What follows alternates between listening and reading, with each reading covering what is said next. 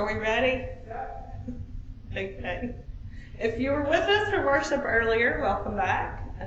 If you were here last week just for the forum, welcome back. This is our second part of our adult forum series on foster care and adoption. I wanted to open us with a prayer. This is a prayer called To Act on Their Behalf by Jessica Hatch. The Lord be with you. And also with you. Let us pray. Almighty One, we praise you and give you thanks for life and for all children who start life in innocence, laughter, and play. Make us mindful of the world's children in the name of your beloved Son, who took them into his arms and blessed them. Grant us grace to embrace these little ones with nurturing love, to promote their strong physical growth, so that they may develop with keen minds and lively hearts. Awaken our consciences and lead us, we pray, to recognize, acknowledge, and repent of our collusion that has caused their suffering, their hunger, thirst, sickness, and early death. Give us holy anger and stir our wills and hearts to act on their behalf, for the sake of your love. Amen. Amen. So I'm excited today to introduce a friend of mine, Natalie Sparks-Bullock. I've known Natalie for a long time.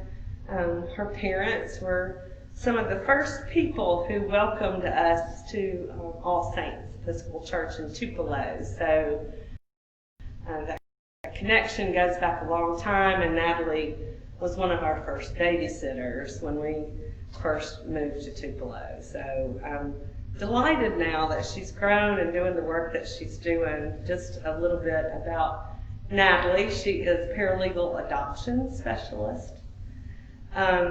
She and her husband and daughter live in Saltillo.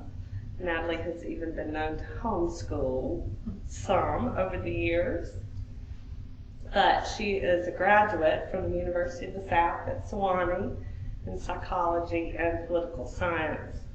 She worked at youth villages in Tupelo for a while before moving on to work as a clerk for federal administrative judges. And she finished that work in 2011 and began to work as a paralegal with her father, who's an attorney in Tupelo.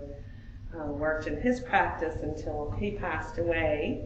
And after he passed away in 2014, Natalie began contracting with a Tupelo lawyer to continue adoption work, and continues to this day, exclusively working with the Department of Human Services and the families that they serve.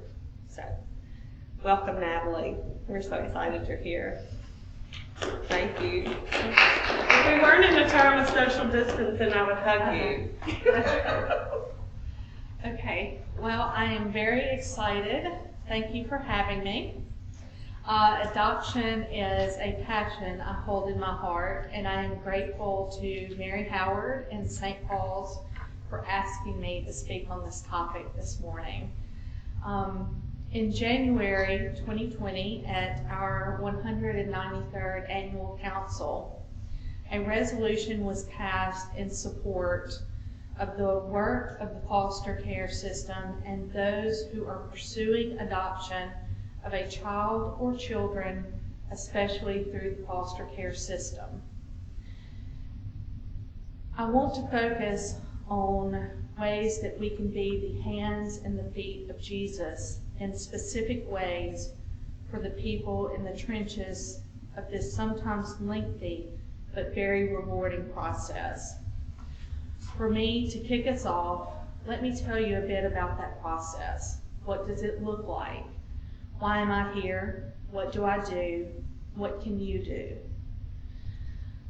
I have been exposed to adoption and the adoption process since I was 8 years of age.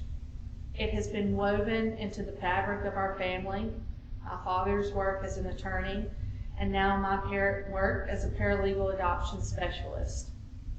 I remember times when my father would get calls from an OB at the hospital letting him know there was a baby up for an adoption. Could we take it in for the 72 hours?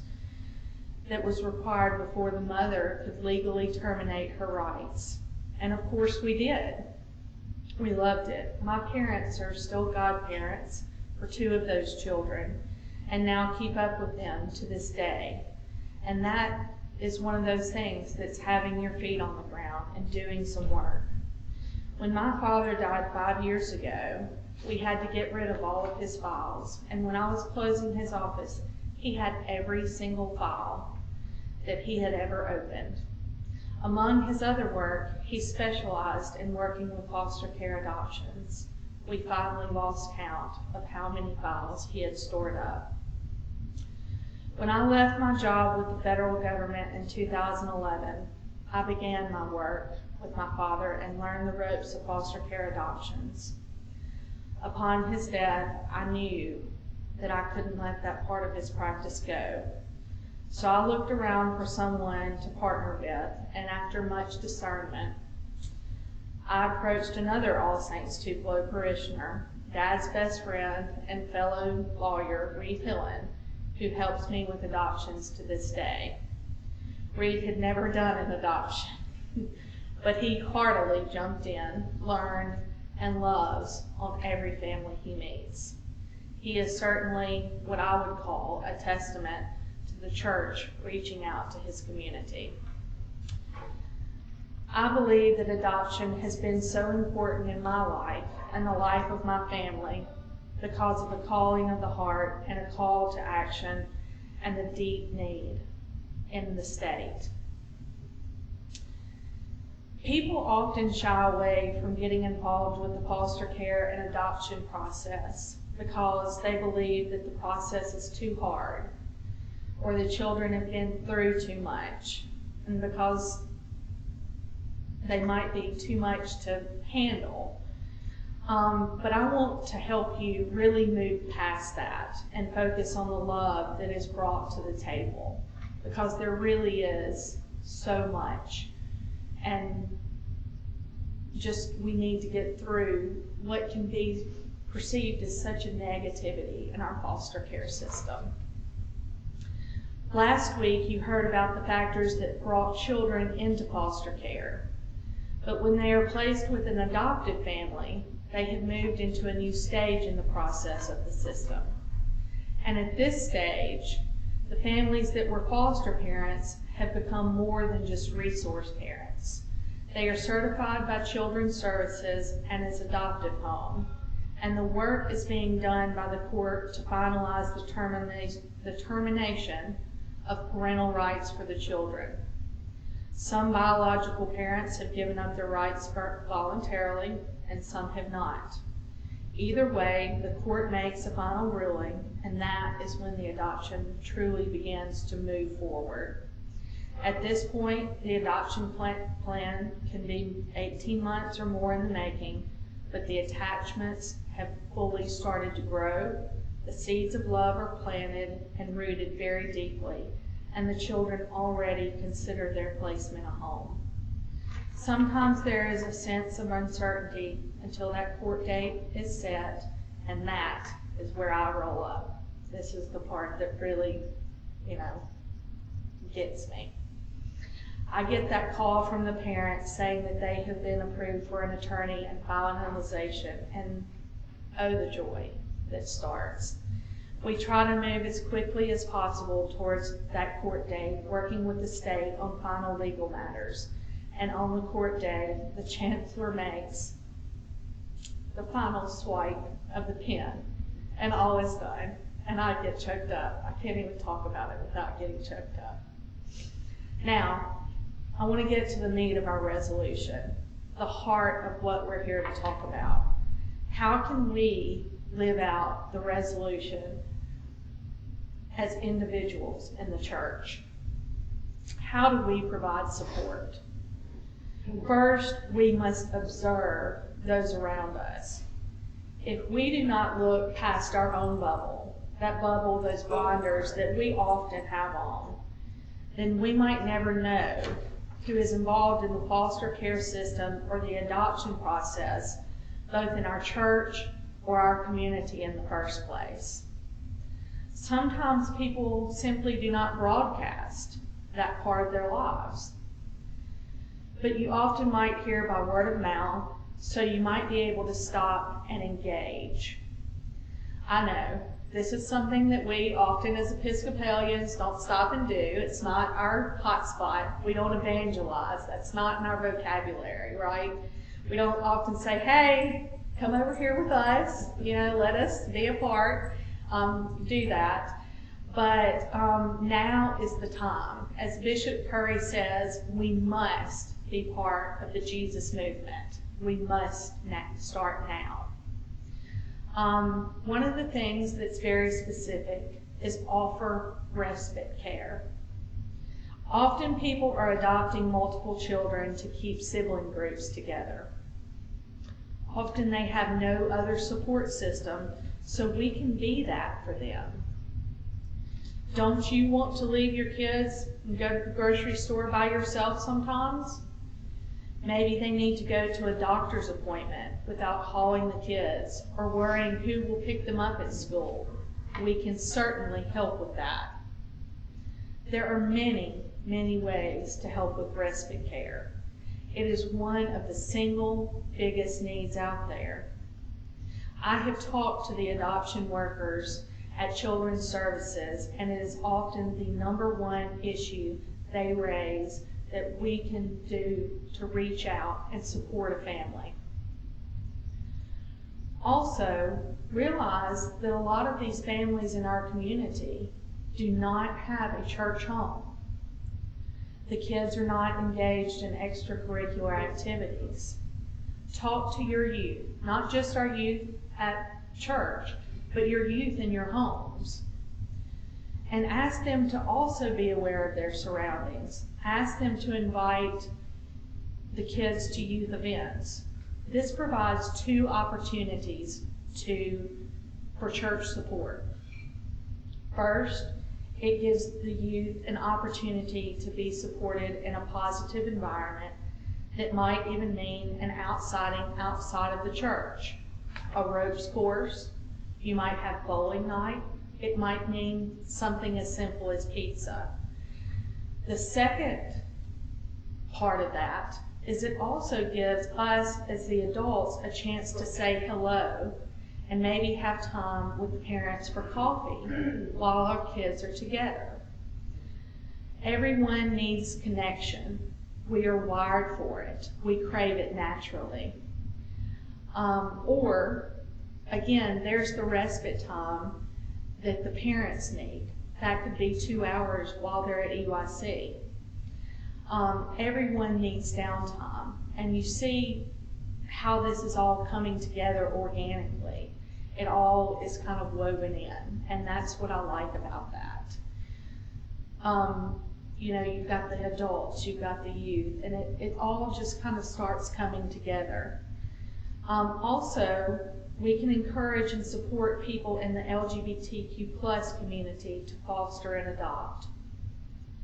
Even though Mississippi was the last state in the U.S. to legalize adoption for LGBTQ+ couples, it did become legal in May of 2016.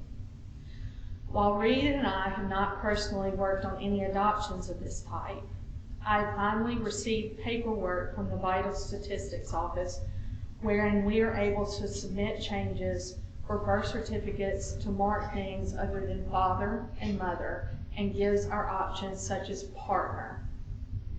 The nomenclature of partner is important because submission of paperwork to Vital Statistics forever changes parentage and how it is viewed. A child can search his or her records historically. These records are presented for legal reasons, school registrations, etc. And as such, being able to use the word partner instead of just mother or father now gives real weight to what has historically been dismissed by our institutions.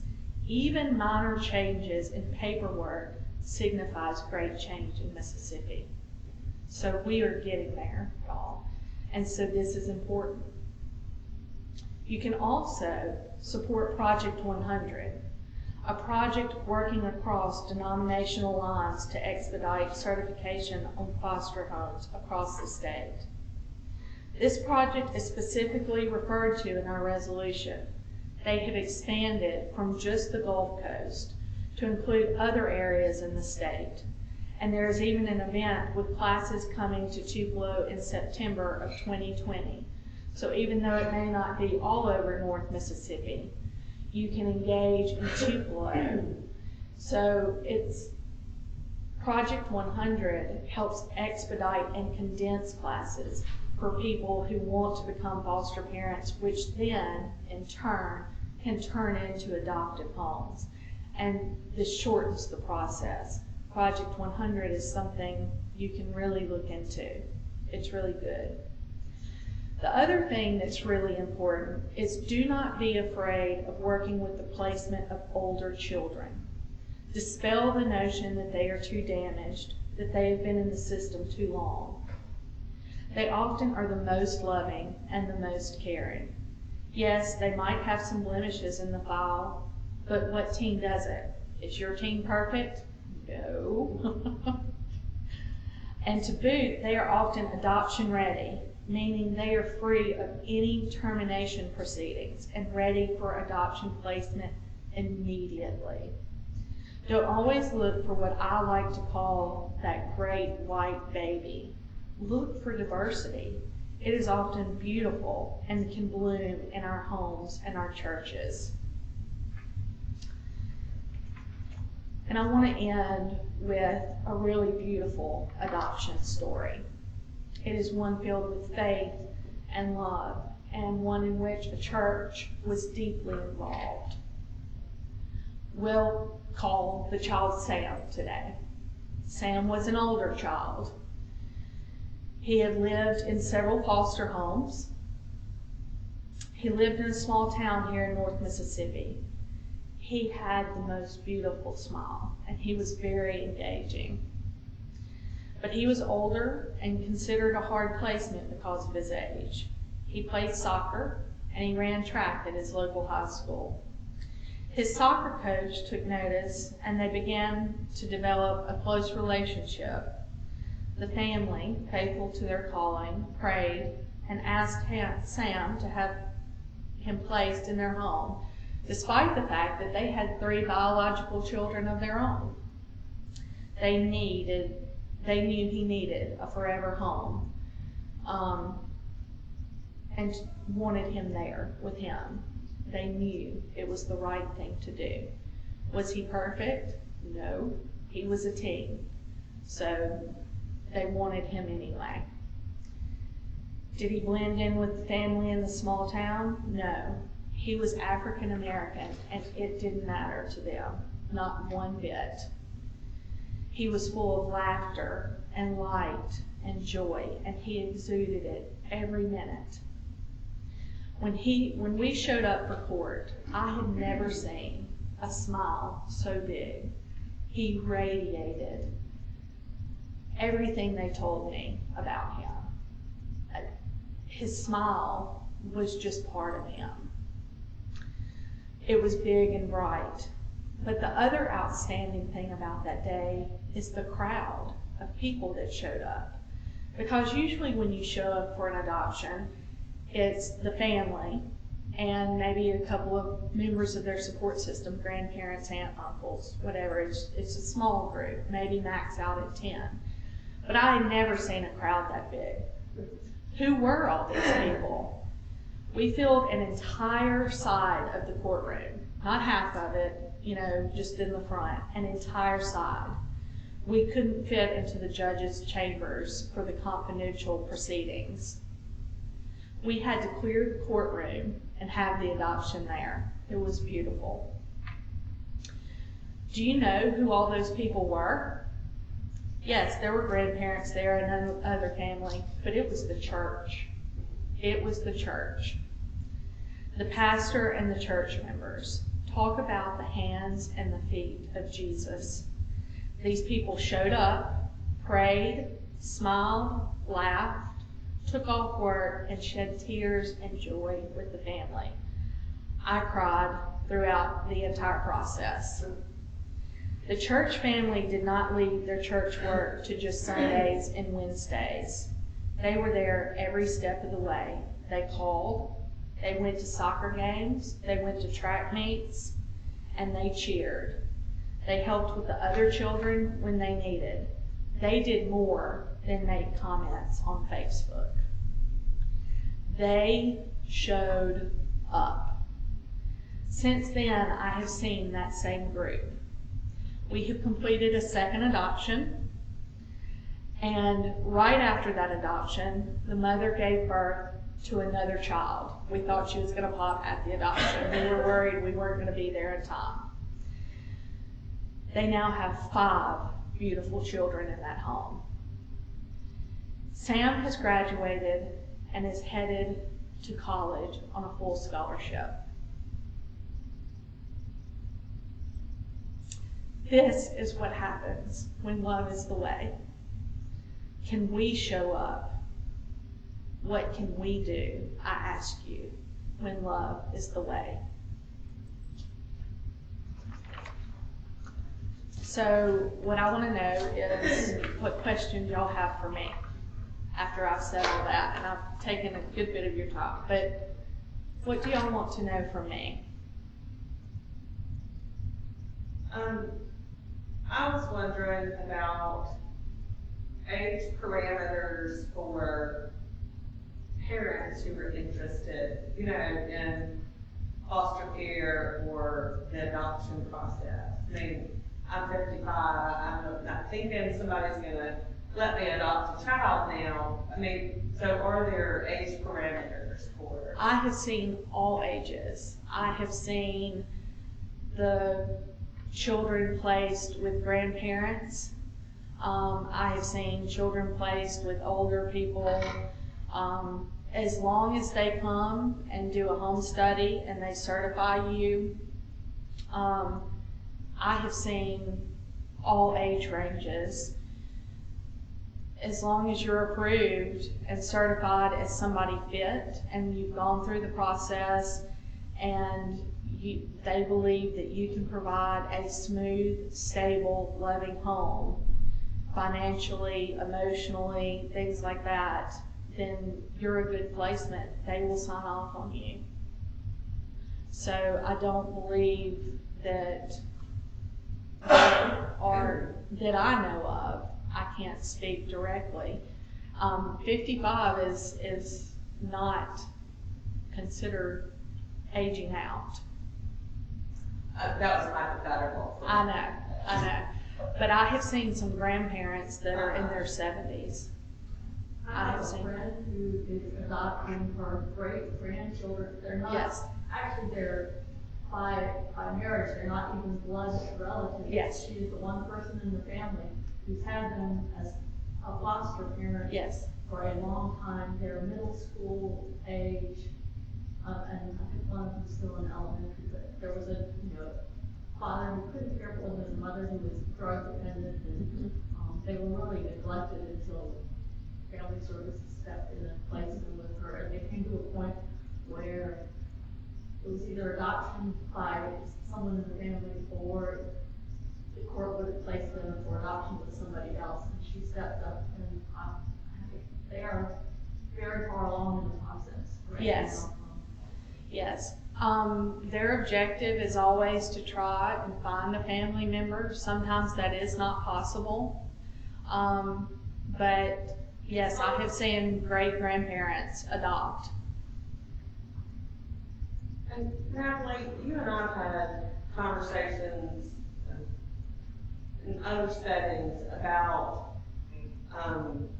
you're encouraging people to adopt in Mississippi or in the United States versus foreign adoptions. Yes. Or could you speak just a little bit about that? And yes, I feel like a lot of times people are intimidated about staying in the States, especially in Mississippi.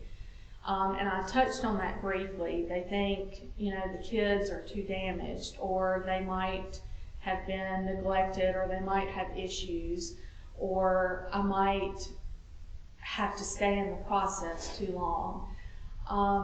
And so they'll go to these private adoption agencies, and they seek to go outside of the country. Or it might be too hard for me to go through the certification process. Or I might get attached and they might move the child. These are concerns, but what you have to realize is I saw some rough numbers, about 5,000 children in Mississippi who are in foster care. There are 300 and up children that are a little older that are considered hard placements because of their age. We desperately need to consider what we have right here in our backyard, what we have need in our backyard, and do that work. And I firmly believe that. And I think we need to dispel the notion of it's too hard or we don't have resources. They are getting help. If they have had some difficulties in their background, we do have resources. They are getting counseling. While you're in their home, you are getting resources. The workers are working with you very closely. If they need mental health services, if they need health services, you are going to receive that. You're going to get what you need. So we need to set our fears aside and also realize that when you go outside of the country, you're going to be essentially buying a baby. I'm not trying to say that if you go outside the country, you've done a bad thing. Please don't let me, say I'm downing that. Everybody needs to do what they feel is right for their family. But you're spending what you might for, say, a Honda Accord, and that's a lot. So some people may not have the resources. So let's kind of stay in our backyard and kind of do that. Don't take out loans to go get a child. What you might not realize also is what you're getting when you go over there. Some of them have been in orphanages, have attachment issues. They may not have the resources for help and mental health and medical care that you can look in the background, you can look in a file and see that the children here have gotten. Okay? Now, you're asked, I will speak a little more, this may be a little longer answer than you have, but you are asked on your application, are you willing to take in a child who has abuse issues in their past? Are you willing to take in a child who maybe has been sexually abused? If you're not willing to take those sorts of placements, that's okay. You're not being forced to take in something you're not ready for. But there are inherent problems for a child who's been in 3 or 4 foster homes. But you also have to realize that if you are in the place of where you want an adoption, that signals to the child that they're coming to a comforting place. They're coming to a secure placement, and that's going to bring their anxiety down, and those seeds of love are being planted and cultivated, and that sense of permanency is going to help that child. It's going to help you. And as you move towards that court date, maybe some of those things that you're worried about are going to go away, that the child is worried about. And so that's why I also advocate for staying in our own backyard is that work that everybody's so worried about, that seems to weigh so heavily on people's mind. can be smoothed over. Did I babble too much about that? Did that make sense? Yeah, that's great. So that's why I advocate kind of staying here. But you also can't wait for that great white baby that everybody wants so badly to be in line for, because there's so many more children out there that need that love too. You know, you got to reach out for the other kids, you know, and look at the diverse population we live in Mississippi. Because that's also the work we need to do in our backyard. It just is. So if that's what you're holding out for in the adoption process, you know, consider to broaden your horizons. Consider it. And I also found out this week, speaking of doing the work in your backyard, there's a new initiative in Mississippi that is working specifically on the hard to place age group. And I don't know what the new project is called. And if anybody wants to email me about that, you know, I can find out. But I did find that out, and I think that's going to be a really good thing just to focus on that. Because like I said, a lot of them are free already. We're not waiting on the termination process, which can take a long time.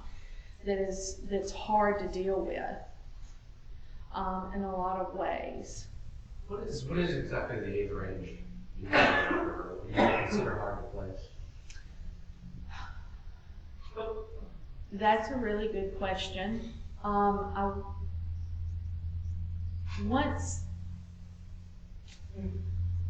In my opinion, as far as this initiative that's taking place, I don't know what they're considering in the initiative, and I wanted to get in touch with the lady, but I found out a little too late in the week about it.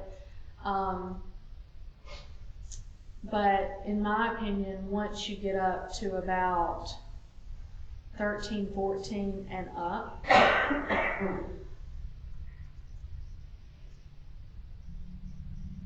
what helps them to be older and less hard to place is if they're part of a sibling group. Does that make sense? Yeah. Because then you get the younger kids. Because you have the younger kids in conjunction with the older kids.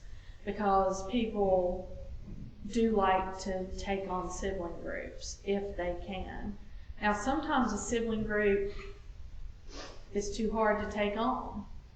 My father and I worked with an adoption, and I think there were 8 kids in a sibling group, and we did, I think, 5 different adoptions in Etowah County.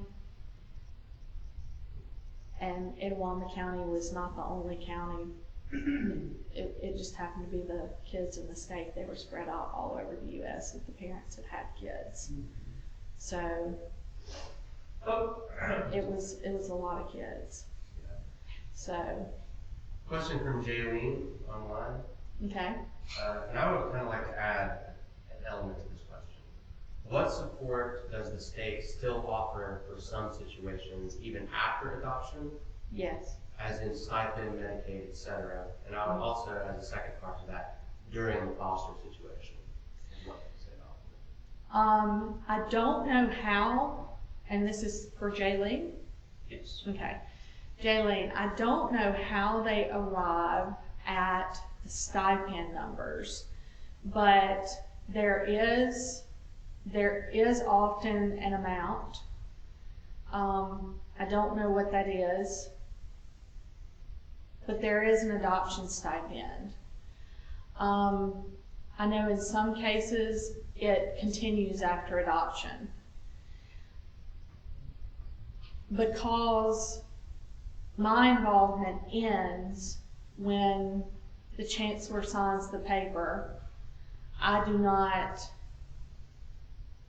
not involved in that extended process. Some children will remain on Medicaid after that. I tell people to immediately take their decree, and you will go to Medicaid. You will find that out. One of the things you will also do is go to the Social Security office, and with that decree, you will change your parentage. You will get them set up with that.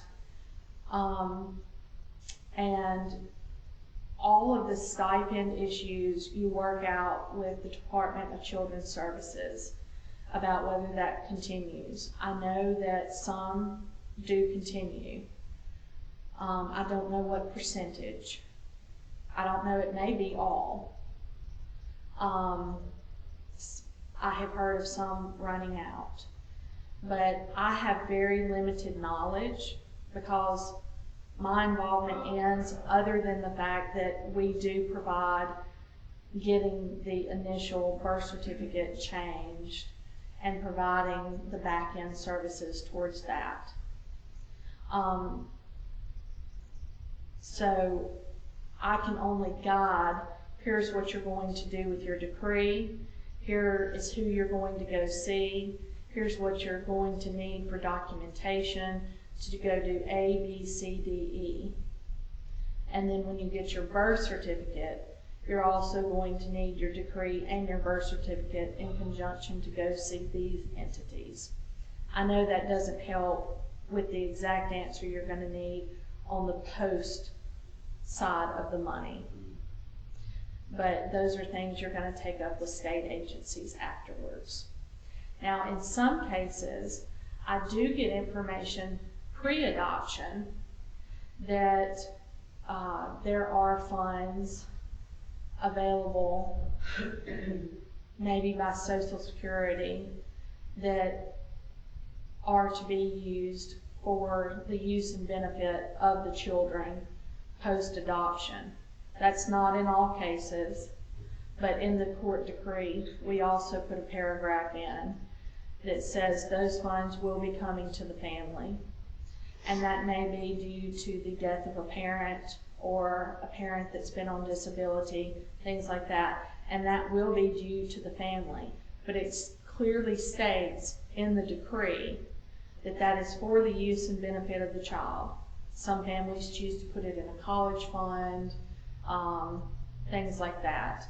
But, you know, that when there are resources, we do include that in the court decree. Say, no more questions yet from online. Okay. Say we want to get involved either with the, you call it respite care, or if we just wanted to be involved in the foster adoption process. Who do we reach out to first for each one of those? Okay, well, when you want to do respite care, which really,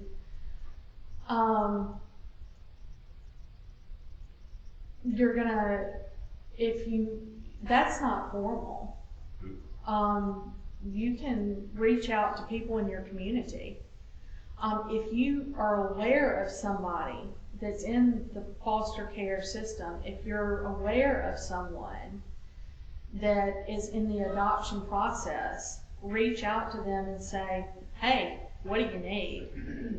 That's what you do. You say, hey, what do you need? I'm willing to help. You need to go to the grocery? Take 2 hours for yourself. Because they may have kids that are not old enough to stay at home by themselves. They may not have a 13-year-old like I do. If you want to be involved in the adoption process,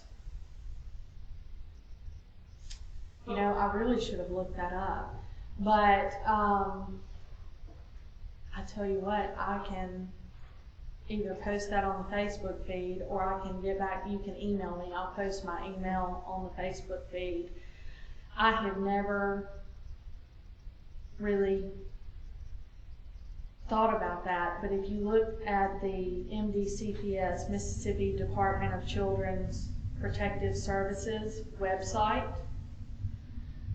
there is a way to connect and get with that.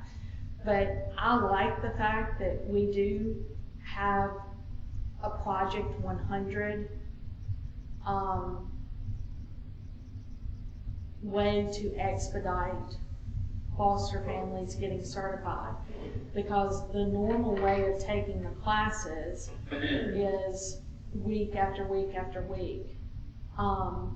Project 100 expedites those classes for you to get certified as a resource home. And if you can do it in a condensed manner, you really want to. You said the next one's in September, hopefully. Hopefully. And I forget whether it was at First Baptist or I don't know, somebody with a bigger facility than say All Saints. But if you just look up Project 100, and I think there's one coming up in Petal, Mississippi. I think I saw Petal. But I like the fact that our resolution specifically states that, you know, we want to support that, because we're going across denominational lines too. But it was started down in the Gulf. But really, even if you go through the longer process, it's not hard. It's really not hard stuff, but you do have to go through it, because, you know, it's just part of the vetting process. You do have to have a home study, and the home studies are not hard. They've just got to make sure that you have room in your home, you're able to financially support somebody, that your home is safe, do you have fire extinguishers, do you have fire exits, you know, all the stuff that, you know, you're gonna have, I hope, in your home. That, you know, do you have a safety plan? Do you have a support system? Do you have, you know, what was your childhood background like? If you have childhood background that maybe there were some problems, have you resolved them? Great, if you have. If not, are you working on it? And then they sign off on it. I've seen it all. So I kind of go on tangents. Okay. What else? We talked about LGBT plus potential adoptive parents. What about the other side? Have you seen any, you know, kids that were maybe abandoned out of their homes and For that reason? for that reason? I have not actually seen kids kicked out of their home for that reason. That doesn't mean that it hasn't happened. I know a lot of times it's like, you know, go live with the cool aunt or the grandmother or something like that. You know, I have not seen that happen. It doesn't mean that it hasn't.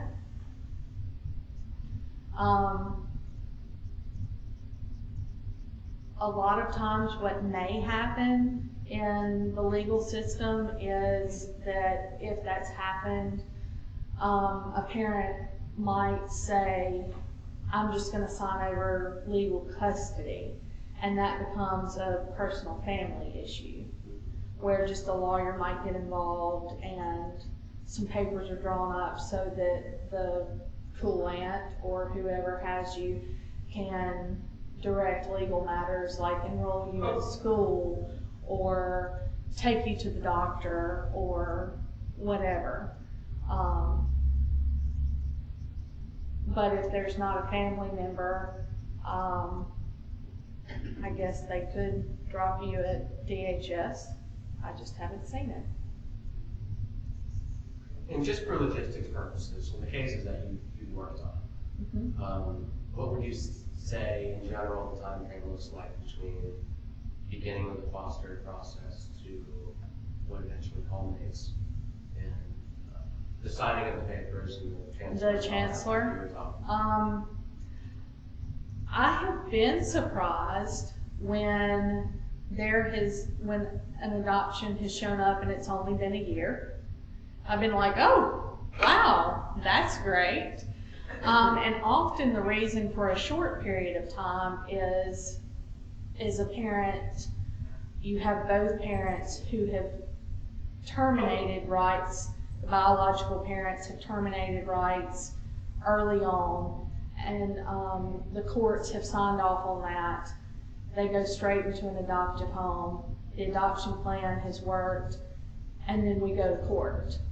Okay? Typically what happens is a child will go into the foster system. The gentleman last week I watched, and he said there are a lot of different reasons.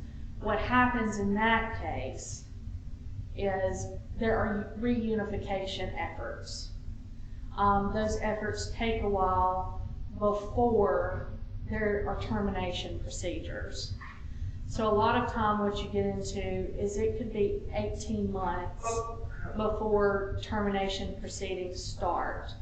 And then termination proceedings can be a little lengthy to get court dates and things like that.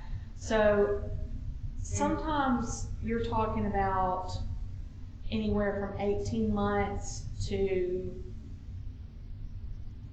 3 years. Don't let that discourage you, because a lot of times once an adoptive family comes into the picture, you're not necessarily fostering them for the entire 3 years. Does that make sense? If you're an adoptive family, you may get them from, say, a resource home to an adoptive placement. So you may have them a shorter amount of time. They may be in resource homes before they come to you. Now, if you choose to be a resource home and transition into the adoptive home, you may have them that entire time. And often that can be to your benefit, because those seeds are planted. Those seeds are definitely planted.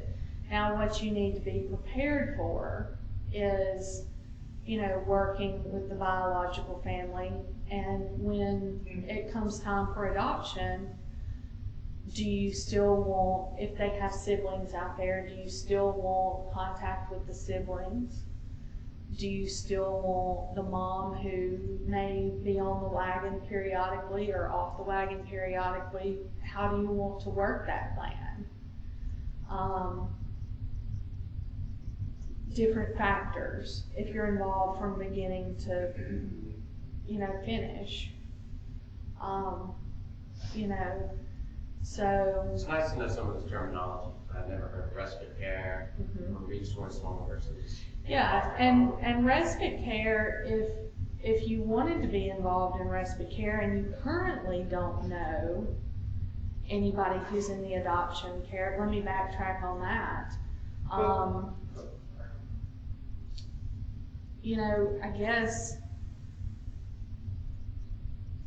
I can make some of my contacts and say, hey, we have some people in our church interested. Do y'all ever have people who just say, hey, we'd like to reach out and help with that? I can always ask that question. Yeah, I feel like for a lot of the parishioners at this church in particular, that is something that they would be interested in. Definitely, because especially some of the older members of the congregation are still really active and want to get out, but they're not really going to go want to be like a full-time foster person, but they have all these various diverse backgrounds and would be really just good influences. Yeah. Well, and that's one of the things that one of my adoption workers brought up is mentorship. I didn't touch on that when I was talking. I think it was getting a little long. But mentoring is mentorship. Take them out for coffee, or, if they're not involved in extracurricular activities, and a lot of these kids aren't. Maybe they don't have the resources, maybe the parents don't have the time, for whatever reasons, can you somehow mentor these kids? Is the kid interested in your profession? That might be something that you could extend that hand. So I could reach out and say, we have some parishioners interested. How could they be involved with your foster parents, with your adoptive parents? That would not be hard to do. Jaylene just wanted to, just more of a comment, but she kind of agrees. She's glad there's a Project 100. There wasn't an expedited training when we were licensed to foster our grandkids, and it was a cumbersome process. It is. From my understanding, it's weeks and weeks instead of. It's more of a. What do they call that in academia? Slow strike. Speed training. I don't know. It's more of Project 100, and you can always Google it, Project 100 Mississippi, and it comes up and it will tell you more about it. And I do have the resolution, if anybody wants me to post it on the Facebook feed, I can post it. Mary Howard says it's a little bit hard to find. It's kind of buried in the Mississippi Episcopalian. So it is a little long, but I mean, it wouldn't be hard to put the comment so that you can see. Definitely. So definitely everybody check back later today, and just on this post in particular. We are up to about basically an hour. Oh. We're probably then we need to wrap. Yeah. It was awesome. Thank you for being here. Thank you. Thank y'all for tuning in.